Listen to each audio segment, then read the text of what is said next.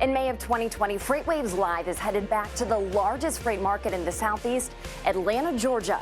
Join FreightWaves for our best event yet, featuring captivating keynote speakers and rapid-fire demos of technology that is sure to take our industry to the next level. This is your opportunity to interact with some of the most innovative leaders as we mark a new decade in transportation. See you in Atlanta May 5th and 6th.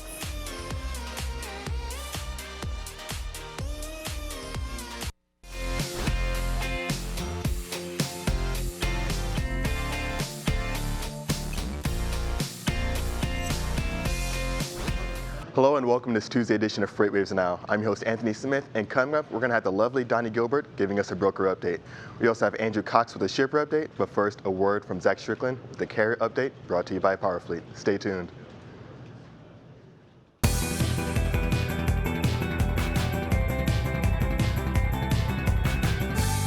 Hey everyone, and welcome to your carrier update presented by PowerFleet. So I wanted to jump into the volumes because we have finally hit that little trough point that I was talking about last week in terms of volumes dropping off a cliff here in the third week of January. Now, I do believe that that is related to the Martin Luther King Jr. holiday, where not everybody takes the day off, but there are a large portion of the population that will take a little bit of a breather this week, specifically on Monday. So that should impact overall freight volumes throughout the week, as we do see a slight retraction, about a 2 to 3% retraction in volumes overall throughout the rest of the week. Now, it shouldn't last for very long, but we want to see, one of the things I want to see this year is what are we doing year over year in terms of overall trends. This is the long haul, short haul, mid haul, tweener haul, all the lengths of haul that we measure here in Sonar on a chart, but this is the growth or decline chart, if you will, year over year to see just where, what are freight volumes doing year over year.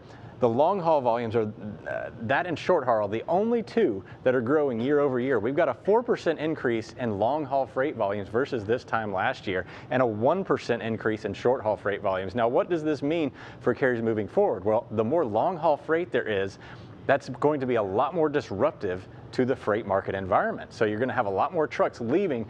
They're going to exit more than a day away from the original market. The short haul volumes really don't impact capacity that much. That's the loads that are moving under 250 miles away.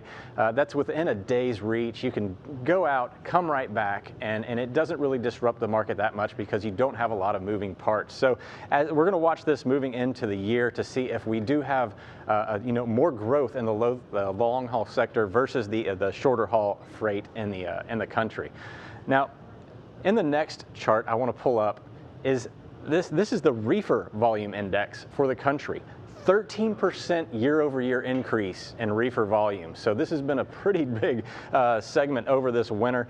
A 2% decline in van freight volume. So van, of course, is roughly 70 to 80% of the overall truckload market. Reefer sits around 15-ish% any given time, but a 13% increase year-over-year is pretty significant. Now, it's pretty shocking to see this number here in the winter when you don't traditionally think about those reefer volumes because they do have a lot of freeze control. But it is interesting to see that year over year, we're doing better in the winter versus the summer. Now, what does that mean in terms of overall market? So this is the year over year increase or decrease in overall freight volumes. So you can see right through the middle section of the Midwest section of the country, digging down into the Southeast a little bit, this is going to be your strongest year-over-year decline. They're going to be a little bit softer year-over-year. Indianapolis, Columbus, Columbus, one of the bigger markets in the country.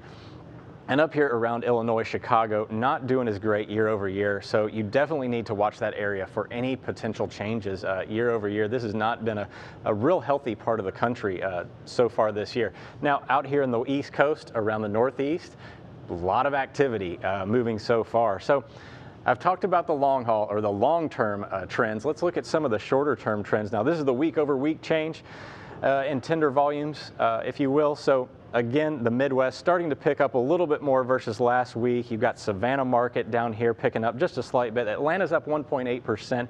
Harrisburg, Pennsylvania continuing to disappoint, really retracting off that strong Christmas activity that we saw. But looking at the Mobile market down here for your market of the day, we can see tender volumes spiking tremendous amount, over the last few days or so, and tender rejections following it. Tender rejection rates shooting up to 35%. Versus, or I should say 23%. 35 is the outbound tender volume index, but 23%, huge amount of tender rejections going on in Mobile right now.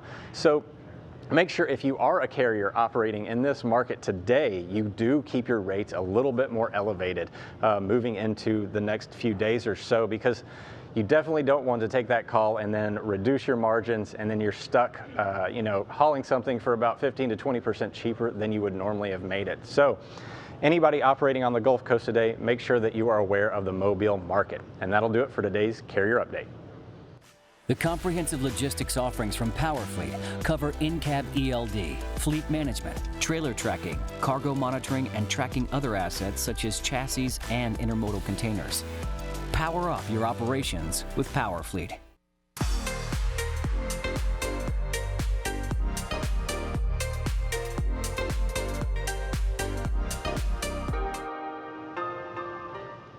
Today on the Broker Update, I want to talk about, where do trucks want to go? Zach was just talking about a little bit, he mentioned the softness of the market coming out through the Southeast. And I also want to kind of bring back one of the old FreightWaves mottos, run to the blue. I brought here a couple of US maps. On my right is the reefer head haul index, and on my left here is the dry van head haul index. And what this is showing us, this shows us where there are more loads than trucks in the blue and more trucks than loads in the red. So where do trucks want to go? They want to run to the blue. And that's one thing that we've always said, run towards the blue. We're looking here at our reefer head haul map. We see here right through the kind of Arkansas, this little band here running up through Iowa. These are some strong areas for the reefers. Salt Lake City, up into Idaho, and out in Washington, the Spokane market, and also in Fresno, California. So when you're looking at these reefer carriers, these are going to be really your larger carriers that need to keep their trucks moving.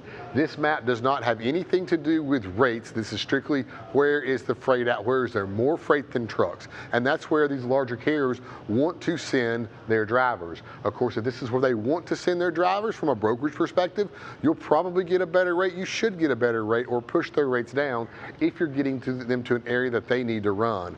Here on my left-hand side, I have our head haul index for dry van. And of course, there's a lot more red in this map here because there's a lot of softness going on right now in the dry van market as we run through first quarter, which first quarter, January, February, is always a little bit soft. So here, obviously, Florida always in red, moving up. But here you got a lot of your markets again through the Midwest, and these are where there are, say, a lot more loads than there are trucks. So moving trucks from the Southeast up into here, these are the directions that drivers want to go.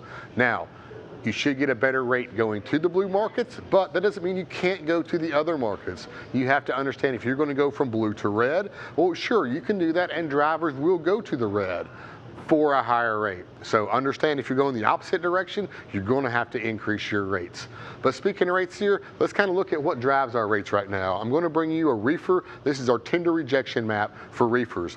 Now, this has a lot of blue again. We saw where there was capacity issues with the reefer head haul index throughout the middle section of the country here. Well, we see that again on our tender rejection rate map. This does tell us what is going on with rates. Our tender rejection rates they correlate with spot market rates in these areas. So here, if you see the blues coming up, that means spot market rates in these areas are picking up as well in reference or in correlation with the contracted rates. So strong areas for reefer right now are right here through the kind of what I call the bread belt here. There's a lot of poultry that's grown in this area, and of course the Midwest right here, and a few picking up down here. There's citrus season going on down here in Florida. Now, a market to look at today. Let's jump over and look at the Memphis market. Memphis is a strong reefer market right now. We've had our tender lead times are picking up a little bit to 3.80 days right now. So shippers are extending tender lead times to ensure they're getting capacity. And our reefer tender rejection rates have jumped up to over 56%, meaning pretty much 45% of the loads are being accepted at contracted rates and over 56 being rejected. That is huge. That's really telling us how much that spot market rates have jumped up in the Memphis market because of this tightness in capacity for the reefers. Now, looking at dry van right quick, let's pull up our reefer tender rejection rate for dry van. We do see a lot of blue, but I want you to pay attention to the legend. On our reefer map where we saw all the blue, the reefer legend went from 0% up to like 77%. Here on our dry van map, we go from 0 to about 33%. So it's a little bit kind of a smaller range. But again, of course, we see up here in the smaller markets in the Dakotas, those are dark blue, but we're not really worried about them as much as we see through the Midwest here. These are areas where you want to aim your trucks for the dry van. So again, run towards the blue. Voices from every corner of the supply chain concerning all modes of transportation. From the world's largest logistics podcast network, this is what the freight tech revolution sounds like. Freightcast presented by FreightWaves. Subscribe now wherever you get your podcasts.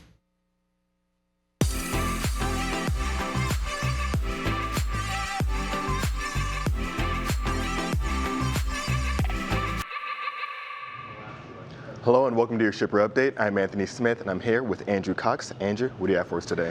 Today we're talking housing starts with Mr. Housing Start here. Excellent. I love housing starts. Let's do it. So we look at December numbers. Warmer than usual weather in December led to kind of warmer than usual data for housing starts. Right.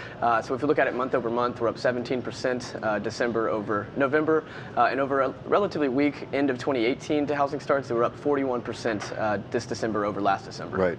So when we're looking at housing starts, one of the things that you mentioned was that there was a little bit of an unseasonably warm December that really kind of helped promote things.